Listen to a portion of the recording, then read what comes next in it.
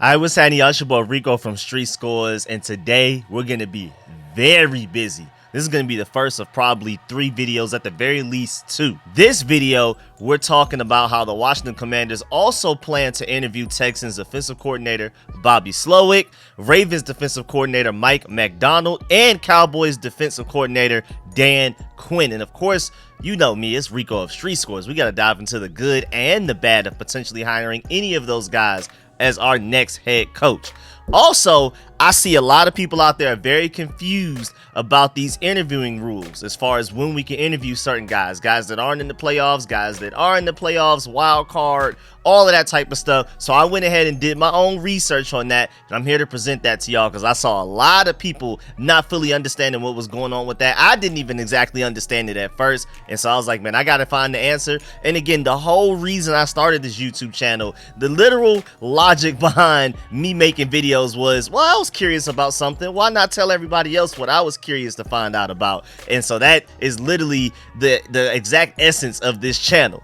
Also, I want to give y'all an updated list of all of the GMs and head coaches that we're pursuing as far as who we've requested interviews with and things like that at the very end of the video. But again, I'm gonna put out like 3 videos today because after this video, we're doing a deep dive on all of the GM guys that we're interested in as well. And I'm also working on when we have them scheduled. Who are we interviewing today/tonight? Who are we interviewing tomorrow? And then who are some guys that we plan on interviewing later on, but we don't exactly know yet because we've requested an interview, but we haven't finalized when that interview will happen. Because some guys we finalized it, like Adam Peters and a couple other guys, we know exactly when we're interviewing these guys, and I'm super excited. So stay tuned for that video as well. But before we dive into this video, make sure you still farm that like button, still farm the subscription button, and still farm the bell next to that subscription button so you get notification each and every time I release an informative and opinionated video just like this one. Stay tuned. You know Rico of RicoScores is gonna have you up to date on every little thing that's going on. I'm even working on a video about potentially trying to go get the defensive coordinator from the Giants who just got fired, or do you want Mike Vrabel, who just suddenly got fired from the Titans, or at the very least they parted ways mutually?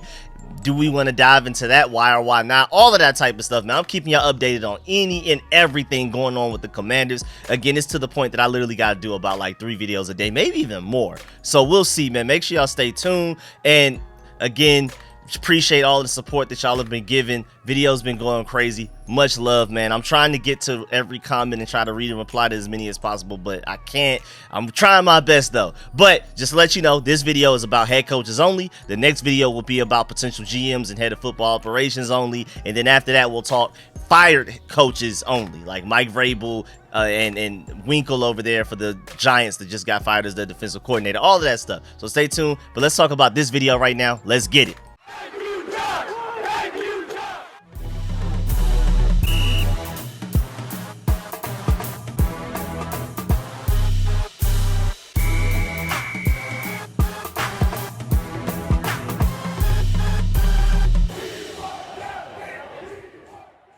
All right, so first of all, the NFL has some new hiring roles that are now taken into effect for the first time in 2024. In May 2023, the NFL instituted a new hiring rule to improve the interviewing and hiring process for head coaches. The change was made to make the process more fair, thorough, and inclusive. It especially aims to advance the league's anti-tampering policy, which is applicable through May 31st, 2024.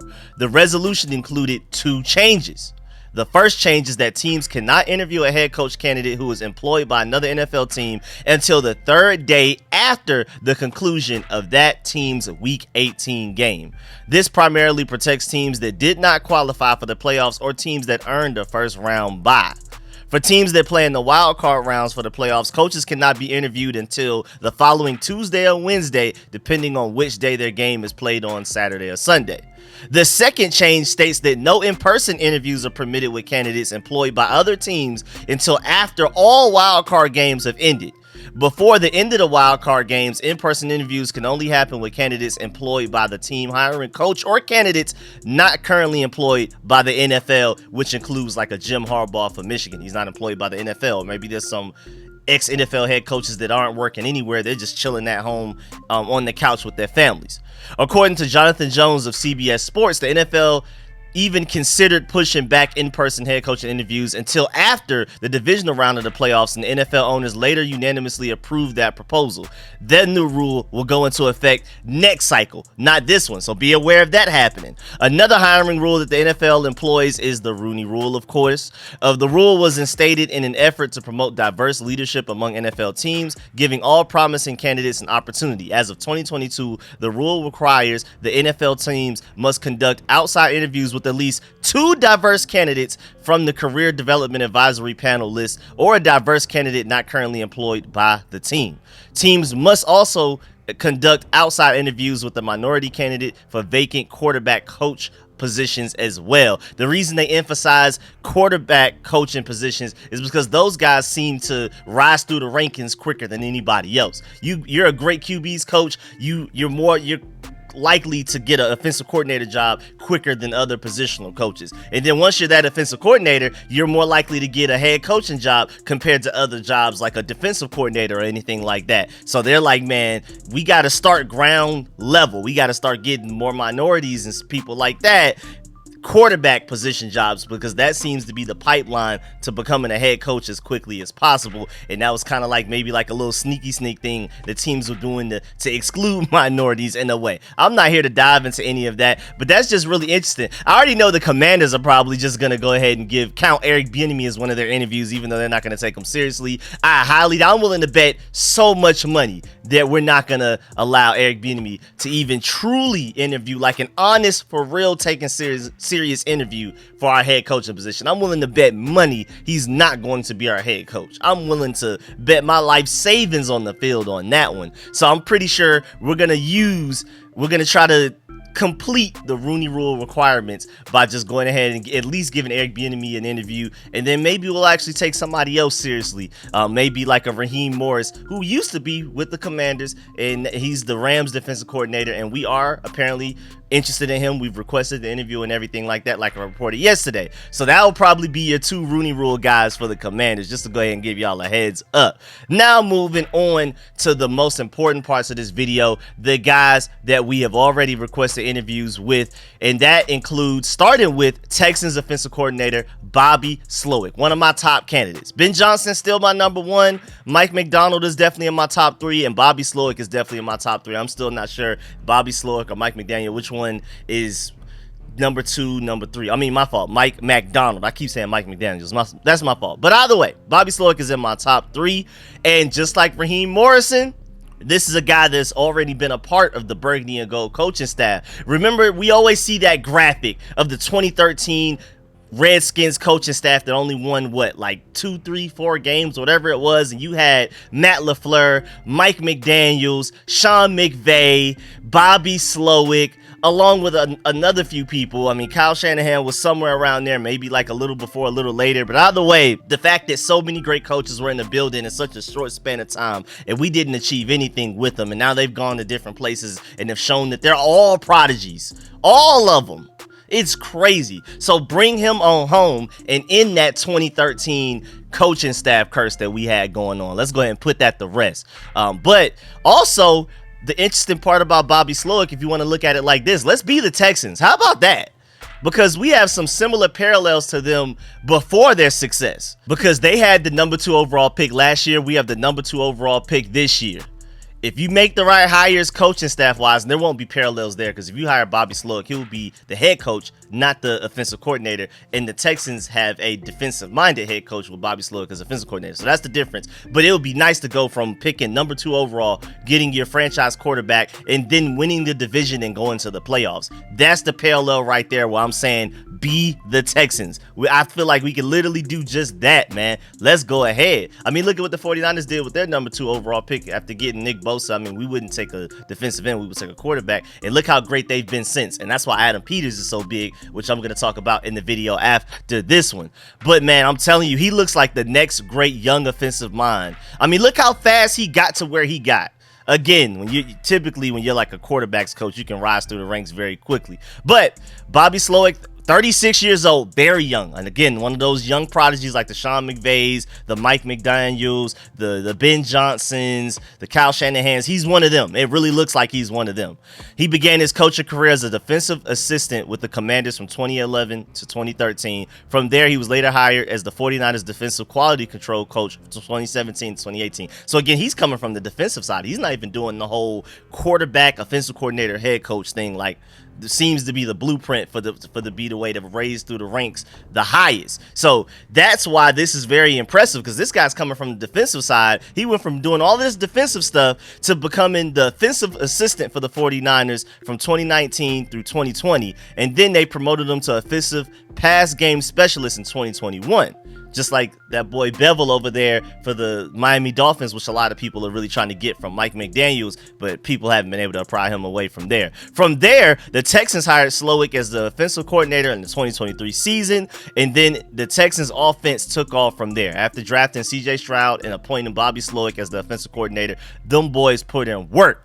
I mean, look at what he did developing a rookie quarterback and breaking the Ohio State quarterback curse. Ohio State quarterbacks can't wear, and this is coming from a UGA fan, but scouting the helmet is just absolutely insane to me. I still never understood that. A lot of people swear by that.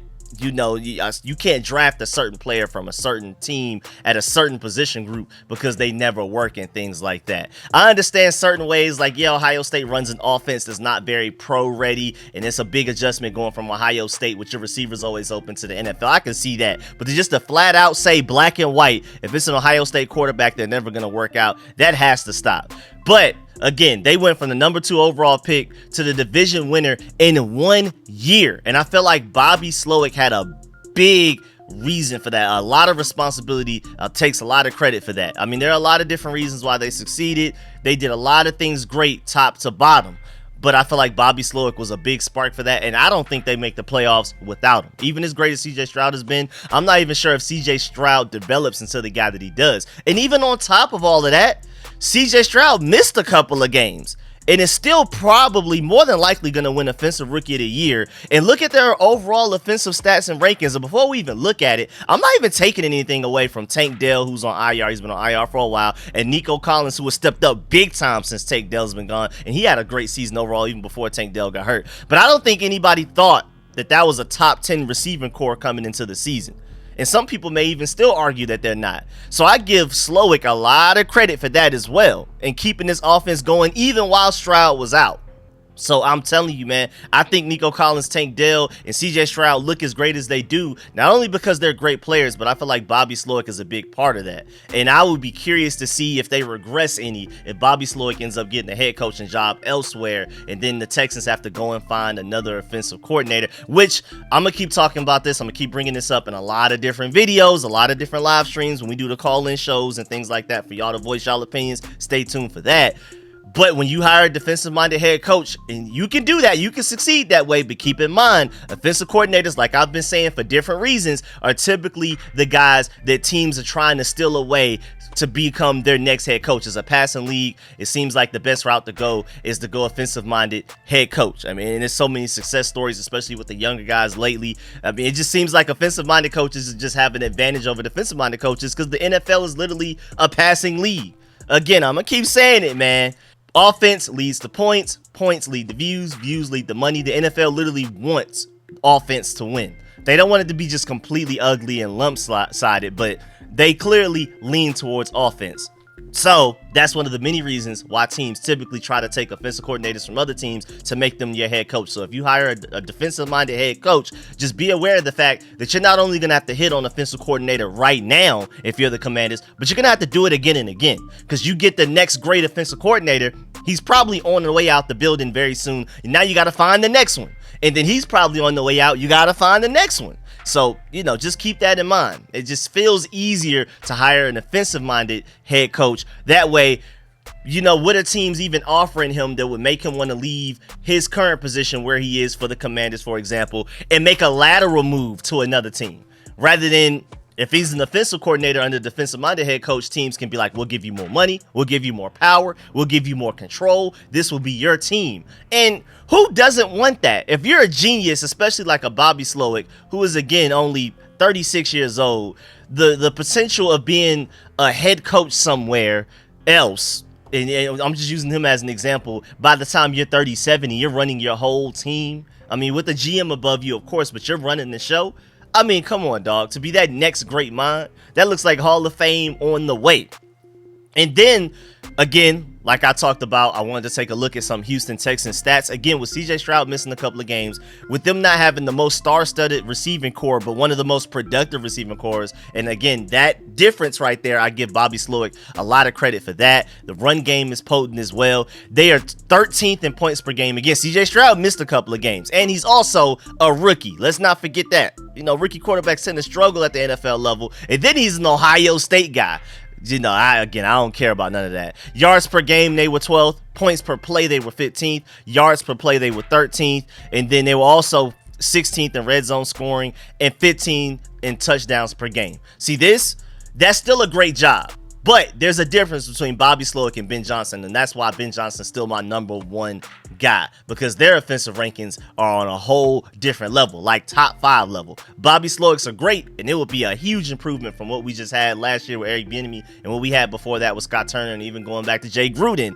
And I love Bobby Slowik. He's still one of my top 3 guys, but those stats aren't Ben Johnson. But then again, granted, this is like the first year operation. This is a rookie quarterback. This is, again, not the most notorious wide receiver group. They were extremely productive, but nobody predicted them to be that productive coming into this season. They were definitely overlooked, and I feel like Bobby Slowik deserves a lot of credit for that. But there's a difference between Bobby Slowik and Ben Johnson. I just want to say that. Even though I'm a big fan of Bobby Slowik, again, he's in my top 3. I just want to emphasize that there's a difference. Now moving on to Ravens defensive coordinator Mike Macdonald. And there was a report like a week ago, and I was just so backed up on videos I never got to report it, but there was a strong report, like a trustworthy source, that said that Josh Harris wants to literally build his organization like the Ravens, and that he's looking at Ravens head of scouting as a potential GM in Joe Hortiz, and you have defensive coordinator Mike Macdonald as potentially as like a head coach. So we were looking at like a Joe and Mike combo potentially.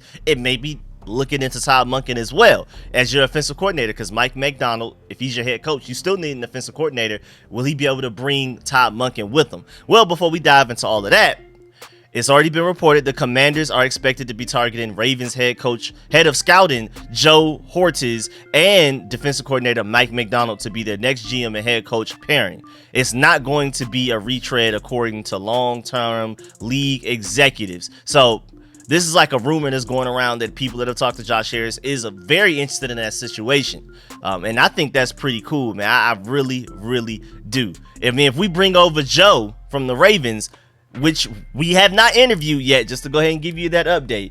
We have not even talked to him yet, but if we wanted to bring him over, I think Mike Macdonald is far more likely. But just to give you a heads up, even though there's reports that we're interested in Joe, we have not requested to interview him yet.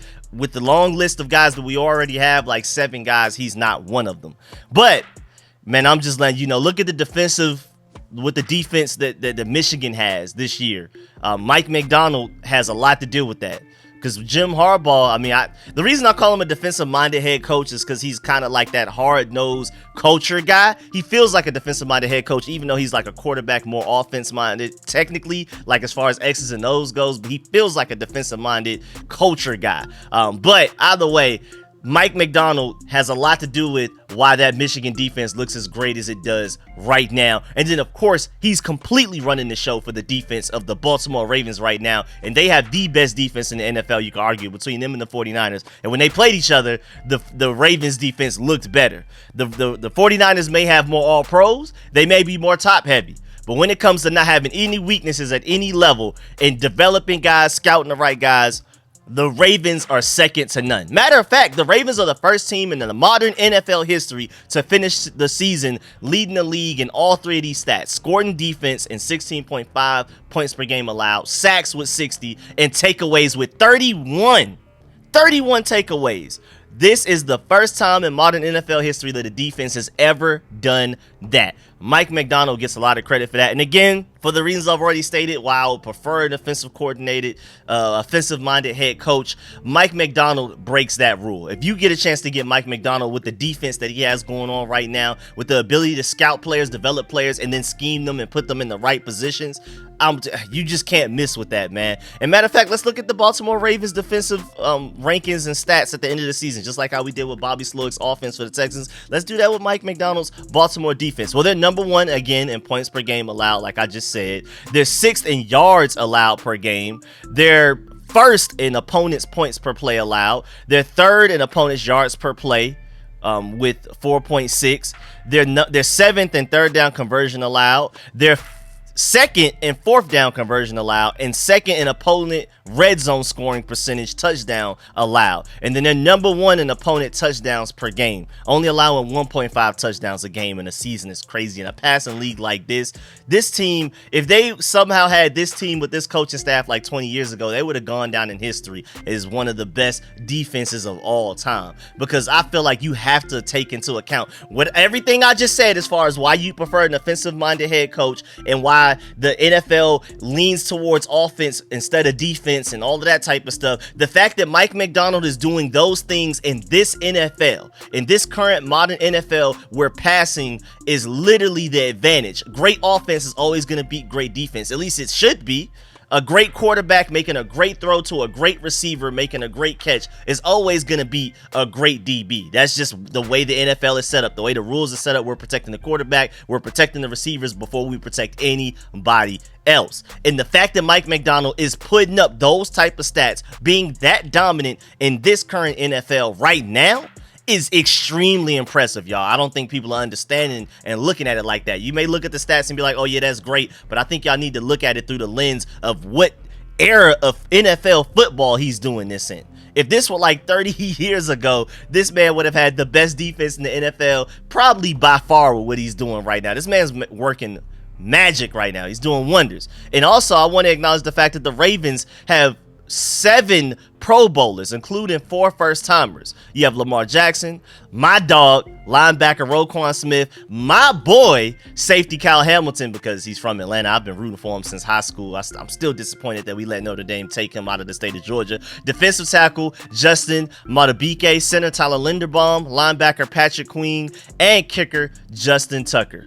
They have a lot of Pro Bowlers. I give Joe a lot of credit for that, but I also give Mike Macdonald a lot of credit for Kyle Hamilton in his second year making the Pro Bowl. Shouts out to Joe for acquiring Roquan Smith, but Mike Macdonald to get him involved in the defense in the way that he has, to have Roquan Smith looking like arguably the best linebacker in football again. Because we went a couple of years where it was kind of a little iffy. He's still like a top 5 linebacker at worst, but this year he's looked like the best linebacker with the way Mike Macdonald has him out there flying around. And then Patrick Queen. You know, a lot of people loved him coming out of LSU, and he's had flashes. But once Mike Macdonald came in this year, Patrick Queen looks like a Pro Bowler. He looks like one of the best linebackers in the NFL. Mike Macdonald unlocked that. So I got to give him a lot of credit for that, man. I mean, and then Joe deserves a lot of credit again as well, because 6 of those 7 Pro Bowlers they drafted, and then they traded for the other one. Come on, dog. This Ravens organization is built so well. If you want to go and get Joe and pair him with Mike Macdonald, and then you want to bring in Todd Monken as well, hey, man, let's do it, man. I mean, to be able to flip Marquise Brown for a Pro Bowl center and then the next year draft a better version of Marquise Brown is insane. Like, the work that Joe has done, that whole thing is done, is crazy. And remember, they had 2 first-round picks in 2022 last year, Kyle Hamilton and Tyler Linderbaum, and in year 2, both of those guys are Pro Bowlers. They're doing a fantastic job over there, top to bottom, man, top to bottom. And again, when you're talking about a defensive-minded head coach, you got to think about offensive-minded, at least a really good offensive coordinator, quarterback developer. And it seems like my dog Todd Monken over there from Georgia, another Georgia guy. The Ravens love some Georgia over there, man. I ain't mad at it. Hey, man, you may want to try to get him, man. They're making it work. They're finding a way. I mean, look at their offense, too. Their defense isn't just great. Their offense is great, too. They rank 4th in points per game. They're 6th in yards per game, 4th in points per play, 4th in yards per play, 9th in third down conversion, 8th in fourth down conversion, 8th in red zone scoring percentage and touchdowns, and 5th in touchdowns per game. So they're great all around. You got to give Joe a lot of the credit there. And again, if if you want to not fix what's not broken, if you want to just, hey, this is working, let's keep that going. If you're Joe, even though the Commanders, again, have not shown actual real interest in them, it's just reported, it's just rumors right now, you bring over Joe to run the show. You bring over Mike Macdonald as your head coach, Todd Monken as your offensive coordinator, and find another defensive coordinator. You can make it work, man. And, hey, you want to do literally what the Ravens are doing? Jayden Daniels. You know, I'm not saying he's Lamar Jackson, but he's probably the closest thing we've seen in a couple of years. You could get Todd Monken to do exactly what he did with Lamar Jackson with Jayden Daniels.